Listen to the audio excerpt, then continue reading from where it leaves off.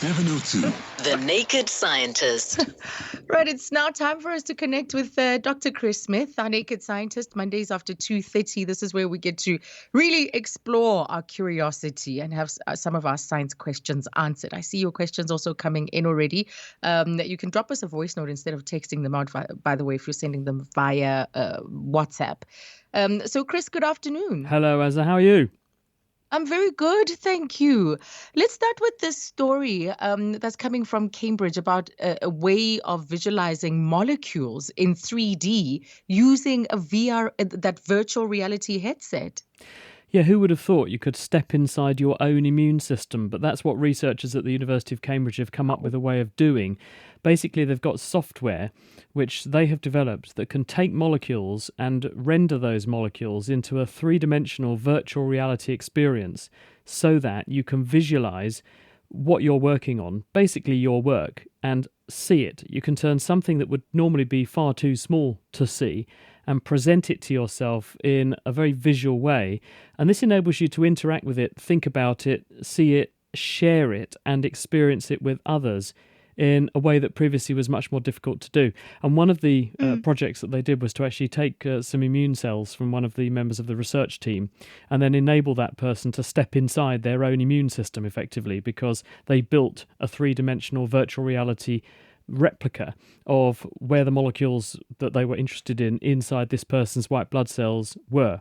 And it sounds like it's a sort of game, and to a certain extent it is a game, and it uses many of the same engines and software and that kind of thing that you would use to run a VR game. But at the same time, it does mean that you have this brand new way to explore a lot of what you're working on and to share it around the world. So they're doing this in various ways in order to collaborate and to have a unique insight into the structure of the chemistry they're doing.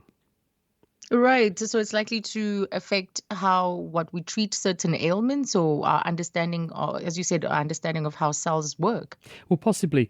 Previously, when we've thought about molecules and things, it's a very abstract thing. Given how big we are and how tiny the average molecule is, it's quite difficult to get your head around what something looks like, the shape that it has, and therefore see how something else might interact with it. Because we think in terms of analogies like a hand going into a glove. If we want to make a drug that stops a certain disease, if we know the structure of the thing on the surface of the bacterium or the virus that we want to interact with to block it causing an infection, for example, if you know what that looks like, you can then design a molecule that is the right shape or size to go in there and interact with that structure to block it up. But when you can't see it, it can be more difficult and more abstract in terms of thinking about what sorts of structures and what sorts of interactions might go on.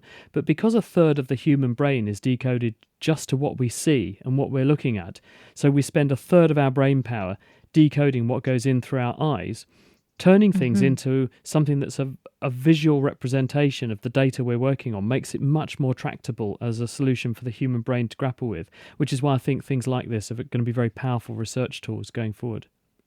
That's also fascinating. We spend a third of our brain power processing what we see. Yeah, oh, give wow. or take. If you were a dog, Yes. then it would be about a third of your brain would be devoted to what goes up your nose, because dogs have a smell-dominated nervous system. That's why they literally smell everything rather than look at it, because a dog's sense of smell is very, very powerful compared to their sense of vision. Our sense of smell is much more trivial and simple in comparison. Our visual sense is our dominant sense, and more than a third of the neurons in your brain are given over to decoding what you're looking at.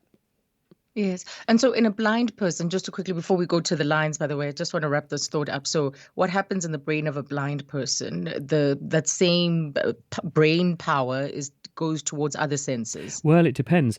If you are blind from birth, then you've never put that brain territory to work decoding visual stimuli. And so those brain areas instead can be hijacked and rerouted and used by other senses. And that does happen. If we do brain scans on people who have been blind since birth, they've never seen, then brain seeing areas tend to respond to other inputs and other stimuli. So it's almost like the nerve cells are changing their allegiance to doing other jobs, because the nerve cells in the brain are very plastic. They can mold themselves and change their connections. But if you're someone who's gone blind later in life, then there's a certain period in life when your brain is much more malleable and plastic and can be moulded and connections can change more freely than when you get older.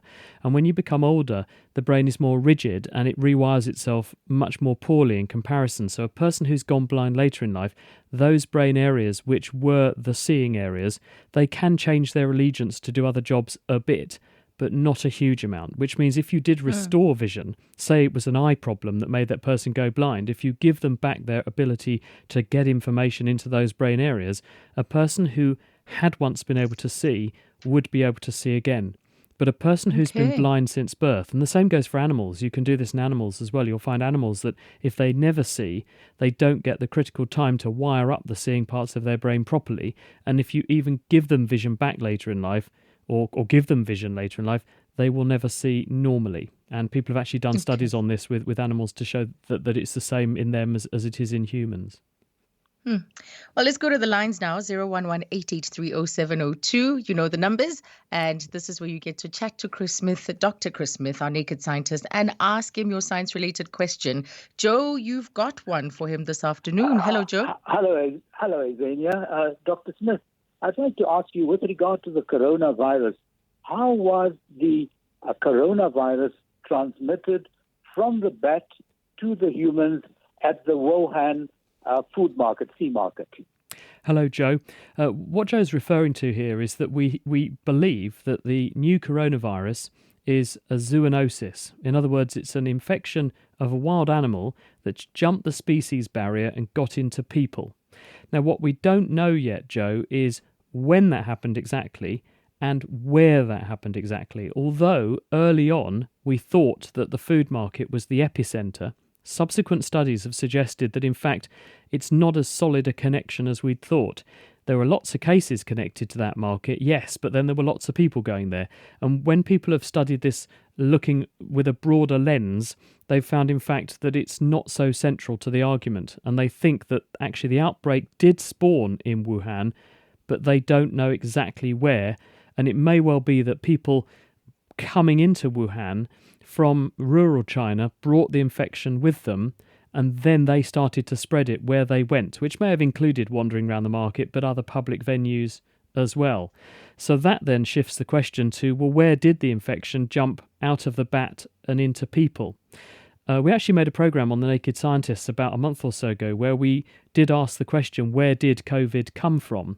And in fact, after this programme, if anyone's interested in following up on that, because it was a very comprehensive analysis we did, we talked to scientists from all over the world about this, I will tweet a link from @NakedScientists. So if you follow @NakedScientists, I'll tweet a link and you can download, it's completely free, you can download that programme and listen to our analysis.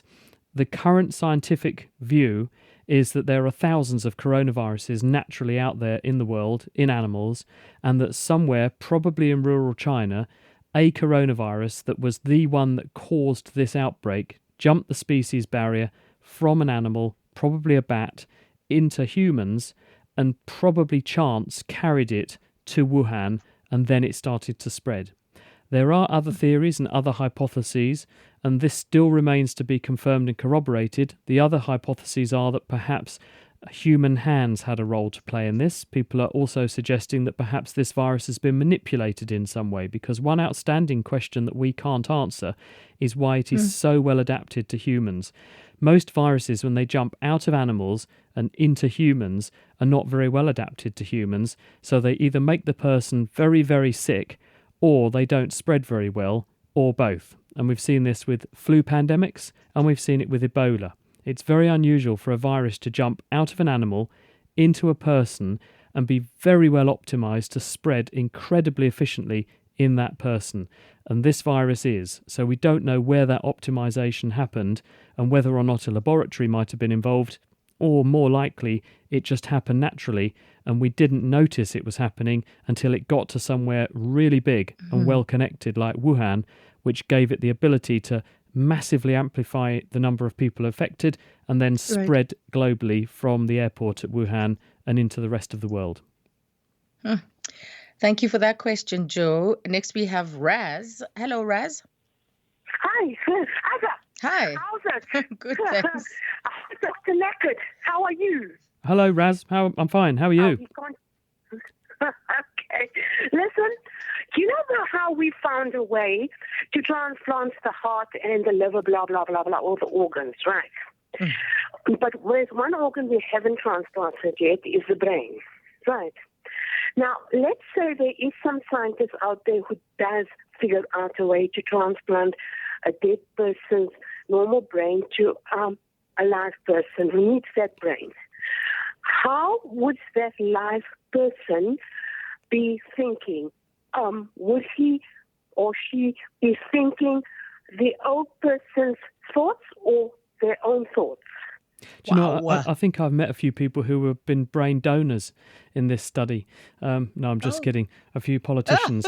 The answer to this question is no one has worked out how to do a brain transplant, because the problem with the central nervous system is, unlike many other tissues in the body, where if you injure part of those tissues, they can regenerate, so they can grow a new part of themselves. If you take a liver, for example, we know that we can chop out 4/5 of a person's liver and give that 4/5 to somebody else, and the 1/5 left behind can grow a new liver.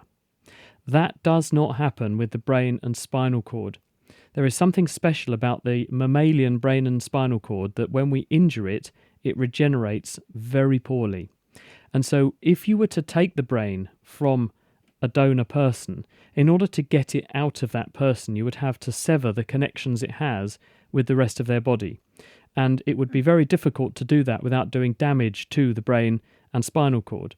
And so therefore, in order to take it out of one person and put it into another person, you might well be able to do that. And people have done head transplantation in experimental animals, and it can be done, and you replumb the brain into the circulatory system to keep its blood flowing in the recipient, and that keeps the brain alive. But because you've had to divorce it from its connections to the host, from the donor body, and you can't reconnect it to the new host's body, it's almost like that individual has locked-in syndrome. They would be conscious, they would be able to do things like see, assuming you took the eyes with the brain. They would be able to smell, assuming you took the smell sense and transplanted that too. But because the connections to the nerves that bring information in from across the body would have been severed, and because the connections that take information away from the spinal cord to the muscles would have been severed, the individual wouldn't be able to feel anything or move anything. And they would still think that they were them. They would still believe that they were alive. They would be conscious potentially, but they would be as though they'd had locked-in syndrome and wouldn't be able to move or do anything for themselves. So I'd think it'd probably be incredibly frightening and Sounds like a nightmare. and a very unpleasant experience for the person. Yeah. But they would at least be alive. And so I suppose one view is, if you're going to die, and that's one way to stay alive and at least be able to maintain your thought processes, as long as you trusted people to make sure you had a good standard of living afterwards, then that would be one option. But I don't think it would be a very pleasant experience. But people are working on this problem, because at the moment, when someone gets a brain injury, whether it's they've had a car crash, or they've hit their head very hard, or they have a degenerative disease like motor neurone disease, for example, at the moment, we can't do anything about these sorts of illnesses and damage to the nervous system because the brain repairs itself so poorly. Scientists are trying to study why that is, find out how to surmount that barrier, and if we can, we'll be down the road towards being able to make the brain repair itself much better, and that will mean that things like a brain transplant would become much more feasible going into the future. Fascinating. Raz, thank you for an awesome question. Next, we go to Jane in Bryanston. Good afternoon, Jane. Good afternoon, Azza, and good afternoon, Chris. Hi, Jane. I've been fascinated ever since 9/11, and now we've had the blast in Beirut. All that huge amount of concrete from those devastated buildings, where does it go, and what happens to it, and does it get reused or recycled? Hi, Jane. Well, concrete is effectively stone. When we make cement, you take chalky materials like calcium carbonate and you boil them up in a furnace and add some other minerals as well, drive off all the carbon dioxide, and you get something that's effectively lime. You mix that with water and it then reacts with carbon dioxide from the environment and it makes stone again, calcium carbonate and some other minerals. And so it's an amazing building material because it's so hard, but it's effectively rock or stone. Now, when you blow concrete up and produce an enormous explosion, concrete's really good when you press on it, but it's really weak when you pull on it, and a blast will pull concrete to pieces by trying to make it stretch. So that will have the effect, because of the shock wave, of basically like hitting a stone with a hammer. It will smash it into billions of pieces. And so when the building blew up in Beirut because it had ammonium nitrate, which was potentially an explosive but also used as a fertilizer, enormous quantities stored in that warehouse, that reaction would have released huge amounts of energy which would have ripped the concrete to pieces and produced fine dust. And the dust would have blasted out in all directions. Because it was some of the particles very light, it would have blown on the wind and blown away and landed in the sea and landed farther inland. Other bits of it would have come down locally as dust. And indeed, people did say that everything was covered in layers and layers of dust.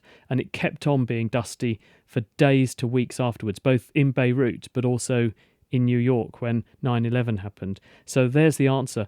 Enormous amounts of dust. And in fact, a lot of it was breathed in by people who were trying to help people at the scene of the emergencies in both cases. And you have to be really careful because this can lead to a condition called pneumoconiosis. You get dust right down into the bottoms of your lungs, and that can actually be inflammatory and harmful to lung tissue. So you should try not to breathe that dust in, but it is a risk when there's been an area where heavy industry or a devastating event like it happened in Beirut. When that happens, the dust in the air is not good for you, so you should try not to breathe it in. Okay. Jane, thanks for that question. Let's go to our voice notes now. Take a listen, Chris. Azania, can you please pose my question to the scientist? The whole thing about tobacco, how does addiction occur in a human body? Because I'm telling you, since I started smoking sharp, the level of addiction is immense. When I used to smoke hotly, I could even stay maybe for a day or two without smoking if the environment is not suitable, Right now with sharp, I can go for an hour or 2 hours. So what is happening? How does addiction goes? I want to find out because I'm really in a point where I think I need to quit smoking, but I need to understand the technicality, the biological part of it, the mental part. Yes, I can maybe understand, but the nicotine part. There you have it, Chris. So 2 different brands. He finds that he's more addicted to the other brand, the new brand that he's smoking, and wants to know why that's so. Well, the addictive component of tobacco products is nicotine. Nicotine is a oil-loving chemical which is present naturally in tobacco plant leaves. The plants make it because it's an insecticide. If an insect eats the leaves of the tobacco plant, then nicotine poisons the nervous system of the insect that's eaten it. And it's because of that activity against the nervous system that we like tobacco, because when we smoke, the nicotine, because it loves oil, it gets into the bloodstream, doesn't stay there very long. It wants to go into the brain because the brain is full of fatty material. So the nicotine moves really rapidly into the brain, and it strongly and powerfully stimulates specific circuits in the brain that are connected to the pleasure areas of the brain. And so you end up setting up a cycle where you know that if you smoke, you're going to get this reward. And when you smoke, the nicotine activates the reward center and it gives you a little rush of pleasure chemicals in the brain and makes you feel better. But if you keep on smoking and you become hooked, what actually happens is that those circuits that normally make you feel good turn down or fight back their response so that you feel bad until you smoke. And then when you smoke, you just feel normal again. So it stops being a pleasurable experience and it's just in order to feel normal about yourself. And as soon as you remove the nicotine from the cigarette and the levels start to fall in your brain again, you begin to feel unhappy because the levels are not right for you anymore. And so it encourages you to go and smoke again, to put the levels back up, to restore the pleasure chemicals to where a normal person's pleasure chemicals would be. So it's almost like medicine to take away side effects. And it's because of those circuits in the brain being strongly wired into your pleasure center, which is normally there to reward you for doing something good, like going and finding food and eating it, doing something you enjoy, and you're hijacking your pleasure center and subverting it so that it becomes a cigarette that gives you that pleasure. Different brands contain different amounts of nicotine, and so some cigarettes you'll need to smoke fewer cigarettes to get the same rush of nicotine. And so if you have a stronger cigarette, you'll get more nicotine coming in, so you'll get a bigger stimulus, so you'll feel better for a little while, but quite quickly your brain will adapt again. And as a result, you'll have to smoke more to get the same pleasurable experience. And at the end of the day, you're doing yourself enormous harm, not just to your health, but also to your wallet as well, because smoking is very expensive. So do try and give up if you can. It's the best thing you can possibly do for your health in the long term. Yeah, glad you could answer that curiosity. And I'm sure the next time he is in the act, he'll be able to have a different sense of what's actually happening. Chris, we couldn't get to all the questions. We're going to bank some of them for next week, but it's a date till next Monday. It's a date. Thanks, Azza. Have a great one. See you soon, everybody. You too. Thank you. And that's Dr. Chris Smith, the Naked Scientist.